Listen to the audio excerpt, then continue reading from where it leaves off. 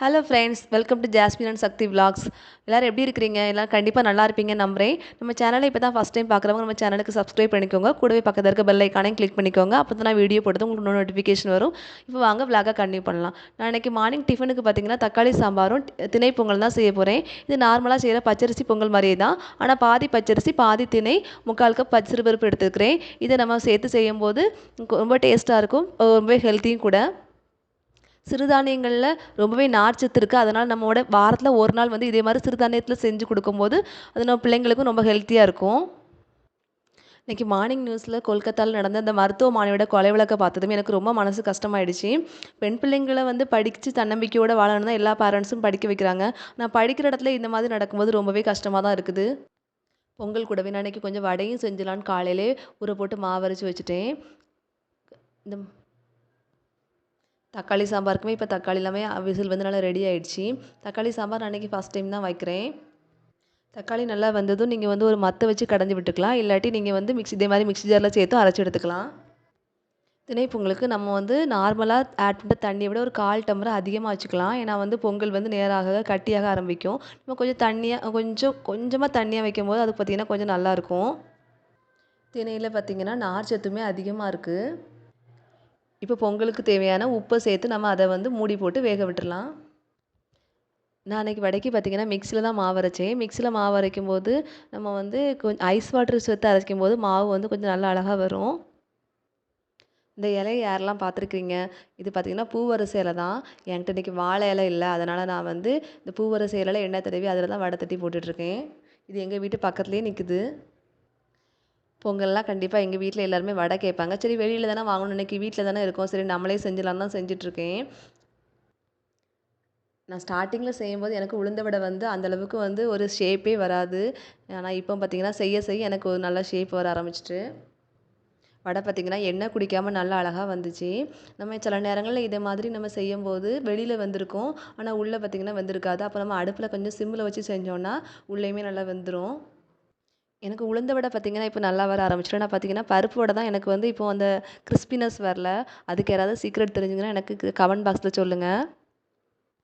இப்போ வடை பார்த்திங்கன்னா நல்லா நிறம் மாறி அழகான ஒரு இதுக்கு வந்துருச்சு. இப்போ நம்ம எடுத்துடலாம். இப்போ பார்த்திங்கன்னா பொங்கலுக்குமே விசில் நல்லா அடங்கிடுச்சு. நம்ம அதை இப்போ ஓப்பன் பண்ணி பார்த்துடலாம். பொங்கல் பார்த்திங்கன்னா இந்த மாதிரி இதில் இருக்கணும். இப்போ பொங்கலுக்கு தாளிக்கிறதுக்கு நான் அன்றைக்கி கொஞ்சம் நெய்யும் தேங்காய் எண்ணெயும் தான் சேர்த்துருக்குறேன். சிலவங்களுக்கு நெய் வாடை பிடிக்காது, அவங்க வந்து தேங்காய் எண்ணெய் மட்டுமே சேர்த்து தாளிக்கலாம். தாளிக்கிறதுக்கு கொஞ்சமாக சின்ன சீரகம், மிளகு, கருவேப்பிலை, முந்திரி பருப்பு தான் ஆட் பண்ணியிருக்கிறேன்.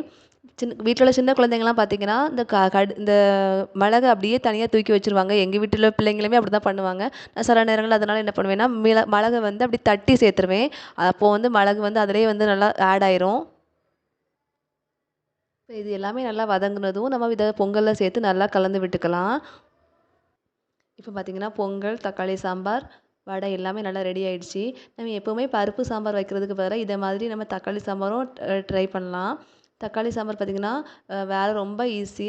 ரொம்ப சட்டுன்னு யாராவது வீட்டுக்கு விருந்தாட்கள் வந்தால் கூட சட்டுன்னு நம்ம செஞ்சு கொடுத்துடலாம் அவசரத்துக்கு. பருப்பு இல்லாத நேரங்களில் கண்டிப்பாக அந்த சாம்பார் நமக்கு ரொம்ப கை கொடுக்கும். சாப்பிட்டு கொஞ்சம் ரெஸ்ட் எடுத்துகிட்டு அப்படியே நான் மதியானம் இன்றைக்கி லஞ்சுமே செய்ய ஆரம்பிச்சிட்டேங்க. இன்றைக்கி லஞ்சுக்கு பார்த்திங்கன்னா நான் இன்றைக்கி தேங்காய் பால் சாதமும், வெஜிடபிள் குருமா, முட்டை தொக்கு தான் செய்ய போகிறேன். அதுக்கு தான் முட்டையை வேக வச்சுருக்கிறேன். இப்போ வெஜிடபிள் குருமா செய்கிறதுக்கு அடுப்பில் வந்து குக்கரை வச்சு அதில் வந்து கொஞ்சமாக எண்ணெய் சேர்த்து நம்ம பட்டை, கிராம்பு எல்லாமே சேர்த்துட்டு வெங்காயத்தையும் கொஞ்சம் சேர்த்து அதுக்கு தேவையான உப்பும் சேர்த்து நம்ம வதக்கி விட்டுடலாம். இந்த குருமா பார்த்திங்கன்னா சப்பாத்தி, அப்புறமா கீ ரைஸு எல்லாத்துக்குமே நல்லாயிருக்கும். நம்ம வெஜிடபிள்ஸ் எல்லாமே கட் பண்ணி வச்சுட்டு செய்யும்போது 1/2 அன் ஹவரில் செஞ்சு முடிச்சிடலாம். நான் இன்றைக்கி வந்து இதுக்கு கேரட், பீன்ஸ், உருளைக்கிழங்கு, காலிஃப்ளவர், கொண்டக்கடலை எல்லாமே எடுத்துருக்கிறேன். எல்லாத்தையுமே இந்த வெஜிடபிள்ஸ் எல்லாம் சேர்த்து செய்யும்போது ரொம்பவே ஹெல்த்தியும் கூட.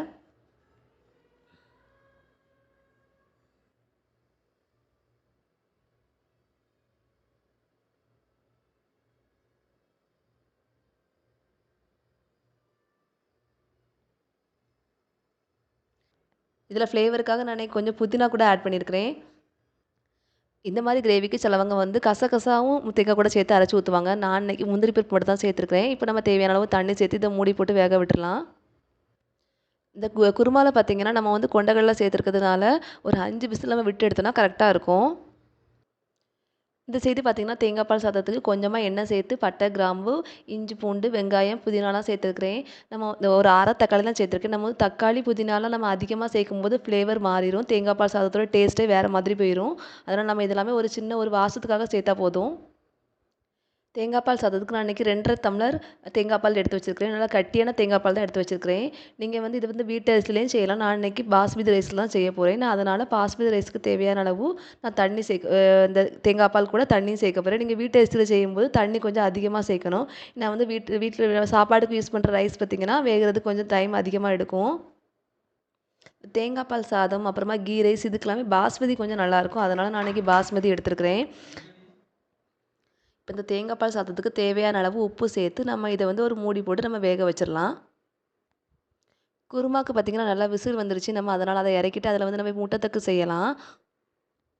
முட்டைத்தொக்குக்கு பார்த்திங்கன்னா நான் வந்து அடுப்பில் ஒரு பேன் வச்சு அதில் வந்து எண்ணெய் ஊற்றி கொஞ்சம் வெங்காயம் போட்டு வதக்கி விட்டுருக்கேன். இப்போ பார்த்திங்கன்னா நமக்கு வந்து குருமாவும் நல்லா ரெடி ஆயிடுச்சு. இப்போ பார்த்திங்கன்னா வெங்காயம் வதங்கணும். நம்ம தக்காளியும் கொத்தமல்லியும் தான் சேர்த்துருக்குறோம். வெங்காயம் பார்த்திங்கன்னா இந்த முட்டைத்தொக்குக்கு நல்லா வதங்கி வரணும். அப்போ தான் நல்லா டேஸ்ட் நல்லாயிருக்கும். இப்போ தக்காளி நல்லா வதங்கணும். நம்ம இந்த டிஷ்ஷுக்கு தேவையான மஞ்சள் தூள், கொஞ்சமாக கார மிளகாய் தூள், அப்புறமா வந்து உப்பு சேர்த்து நல்லா எண்ணெயில் வதக்கி விட்டுறலாம். இப்போ இதில் முட்டை சேர்த்தா இது ரெடி ஆயிரும். நான் இன்றைக்கி ஈவினிங் பிள்ளைங்களுக்கு கொடுக்குறதுக்காக பால் தான் காய்ச்சிட்ருக்கேன். நாங்கள் இன்றைக்கி பாலில் நான் ஏபிசி மால்ட்டு தான் கலந்து கொடுக்க போகிறேன். இந்த ஏபிசி மால்ட் வீடியோ பார்த்திங்கன்னா நம்ம சேனலில் ஏற்கனவே ஷார்ட்ஸ் வீடியோவில் அப்லோட் பண்ணியிருக்கோம். வேணுங்கிறவங்க போய் செக் பண்ணிக்கோங்க. உங்களுக்கு இதோட லிங்க் வேணும்னாலும் நான் டிஸ்கிரிப்ஷன் பாக்ஸில் கொடுக்குறேன், செக் பண்ணிக்கோங்க. ஈவினிங் பார்த்தீங்கன்னா தம்பி கொஞ்சம் சைக்கிள் ஓட்டிகிட்டு இருந்தால் நானுமே அப்படியே வாக்கிங் போகலான்னு தான் கொஞ்சம் கிளம்பிட்டேன். இந்த வீடியோ அவ்வளோதாங்க. நெக்ஸ்ட் வீடியோவில் சந்திப்போம். Okay, tata, bye bye.